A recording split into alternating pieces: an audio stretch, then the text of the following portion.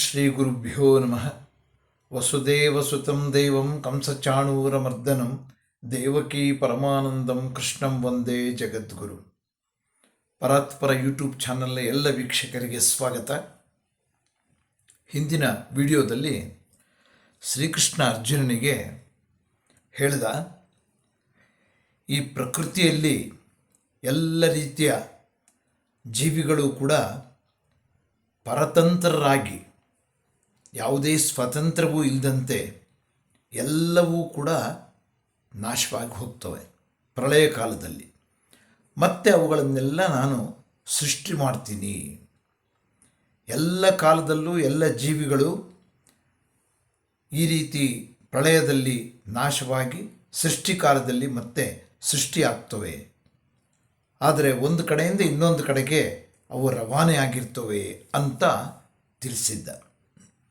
ಮತ್ತೆ ಮುಂದುವರೆದು 9 ಮತ್ತು 10ನೇ ಶ್ಲೋಕದಲ್ಲಿ ಏನನ್ನು ಹೇಳ್ತಾನೆ ಅಂತ ನೋಡೋಣ. ನ ಚ ಮಾಂ ತಾನಿ ಕರ್ಮಾಣಿ ನಿಬದ್ಧಂತೆ ಧನಂಜಯ ಉದಾಸೀನನವಾದಾಸೀನಂ ಆಸಕ್ತಂ ತೇಷು ಕರ್ಮಸು ಅಂತ ಹೇಳ್ತಾ ಇದ್ದಾನೆ. ಹೇ ಧನಂಜಯ, ಈ ಕರ್ಮಗಳು ನನ್ನನ್ನು ಏನನ್ನು ಬಂಧಿಸಲಾರವು, ನನ್ನನ್ನು ಇವು ಬಂಧಿಸಲಾರವು ಯಾವುದೇ ಕರ್ಮಗಳು. ಯಾಕೆಂದರೆ ನಾನು ಅವುಗಳಲ್ಲಿ ಉದಾಸೀನನಾಗಿ ಆಸಕ್ತಿರಹಿತನಾಗಿ ನಾನು ವರ್ತಿಸ್ತೀನಿ.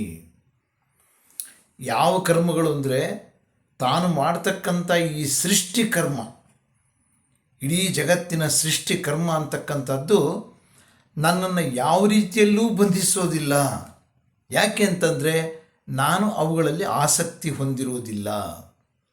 ಯಾವುದೇ ಆಸಕ್ತಿಯನ್ನು ಇಟ್ಟುಕೊಳ್ಳದೆ ಮಾಡ್ತಾ ಇರ್ತಾನೆ ಭಗವಂತ ಈ ಸೃಷ್ಟಿ ಮತ್ತು ಲಯಗಳನ್ನು. ಆದ್ದರಿಂದ ಯಾವ ಫಲವನ್ನು ತಾನು ನಿರೀಕ್ಷೆಯೂ ಮಾಡಲ್ಲ, ಅನುಭವಿಸೋದು ಇಲ್ಲ. ಎಲ್ಲವುದರಿಂದ ಮುಕ್ತನಾಗಿರ್ತಾನೆ. ಹಾಗಾಗಿ ಈ ಜೀವರಾಶಿಗಳೆಲ್ಲವೂ ಕೂಡ ತನ್ನ ಕರುಣೆಯಿಂದ ಸೃಷ್ಟಿ ಮತ್ತು ಲಯಕ್ಕೆ ಒಳಗಾಗ್ತಾ ಇರ್ತವೆ ಅನ್ನುವಂಥ ಮಾಹಿತಿಯನ್ನು ಅರ್ಜುನನಿಗೆ ನೀಡಿದ.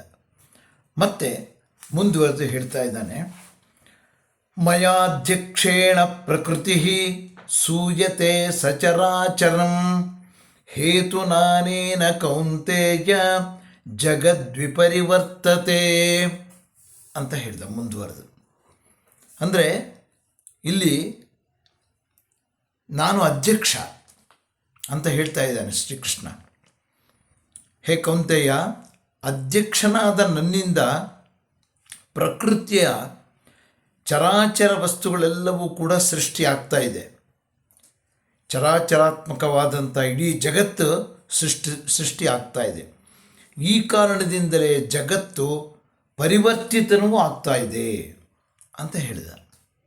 ಅಂದರೆ ಏನು ಹಾಗಂದರೆ, ಪ್ರಕೃತಿಯಲ್ಲಿ ನಾನಾ ರೀತಿಯ ಜೀವಿಗಳು ಸೃಷ್ಟಿಯಾಗ್ತವೆ.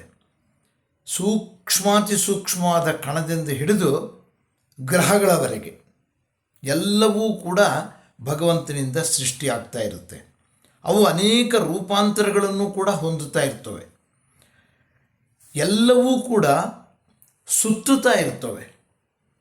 ಈ ಇಡೀ ಮಂಡಲವೆಲ್ಲ ಸೂರ್ಯನ ಸುತ್ತ ಹೇಗೆ ಸುತ್ತುತ್ತಾ ಇರುತ್ತೋ ಹಾಗೆ ಎಲ್ಲವೂ ಕೂಡ ಸುತ್ತುತ್ತಾ ಇರ್ತವೆ. ಅಂದರೆ ಬದಲಾವಣೆ ಆಗ್ತಾ ಇರುತ್ತೆ, ಪರಿವರ್ತನೆ ಆಗ್ತಾ ಇರುತ್ತೆ. ಚಲನ ಇಲ್ಲದೆ ಇರೋದಕ್ಕೆ ಸಾಧ್ಯ ಇಲ್ಲ. ಈ ಇಡೀ ಸೃಷ್ಟಿ ಚಲನೆಗೆ ಒಳಪಟ್ಟಿರುತ್ತೆ. ಈ ಎಲ್ಲ ಪರಿವರ್ತನೆಗೆ ಕಾರಣವೇ ಭಗವಂತನ ಶಕ್ತಿ. ಭಗವಂತನ ಶಕ್ತಿ ಇಲ್ಲದೆ ಯಾವುದೂ ಏನೂ ಸಾಧ್ಯ ಆಗೋದಿಲ್ಲ. ಅವು ಬದಲಾವಣೆ ಆಗ್ತಾ ಇರ್ತವೆ. ಒಬ್ಬ ವಿದ್ಯಾರ್ಥಿ ಒಂದು ತರಗತಿಯಿಂದ ಇನ್ನೊಂದು ತರಗತಿಗೆ ಹೋಗಬೇಕು ಅಂದರೆ ಅವನು ಓದಬೇಕು, ಪರೀಕ್ಷೆ ಬರೀಬೇಕು, ಉತ್ತೀರ್ಣನಾಗಬೇಕು, ಮುಂದಿನ ತರಗತಿಗೆ ಹೋಗಬೇಕು. ಹಾಗೆ ಎಲ್ಲ ಜೀವಿಗಳು ಕೂಡ ಪರಿವರ್ತನೆಯನ್ನು ಹೊಂದುತ್ತಾ ಹೊಂದುತ್ತಾ ಹೊಂದುತ್ತಾ ಕೊನೆಗೆ ಮುಕ್ತಿಯನ್ನು ಹೊಂದುತ್ತವೆ ಎಷ್ಟೋ ಜನ್ಮಗಳು ಕಳೆದ ಮೇಲೆ. ಹಾಗೆ ಈ ಎಲ್ಲ ಪರಿವರ್ತನೆಗೂ ಕೂಡ ಕಾರಣಕರ್ತನಾದವನು ಭಗವಂತ, ಅಧ್ಯಕ್ಷ ಅಂತ ಹೇಳ್ತಾ ಇದ್ದಾನೆ. ನನ್ನ ಅಧ್ಯಕ್ಷತೆಯಲ್ಲಿ ಈ ಪ್ರಕೃತಿ ಅಂತಕ್ಕಂಥದ್ದು ಅನೇಕ ಜೀವಿಗಳನ್ನು ಸೃಷ್ಟಿಸ್ತಾ ಇರುತ್ತೆ ಅನ್ನುವಂಥ ಮಾಹಿತಿಯನ್ನು ಶ್ರೀಕೃಷ್ಣ ಅರ್ಜುನನಿಗೆ ಬೋಧಿಸಿದ ಅಂತ ಹೇಳ್ತಾ ಇವತ್ತಿನ ಈ ವಿಡಿಯೋವನ್ನು ಮುಕ್ತಾಯ ಮಾಡ್ತೇನೆ. ನಮಸ್ಕಾರ.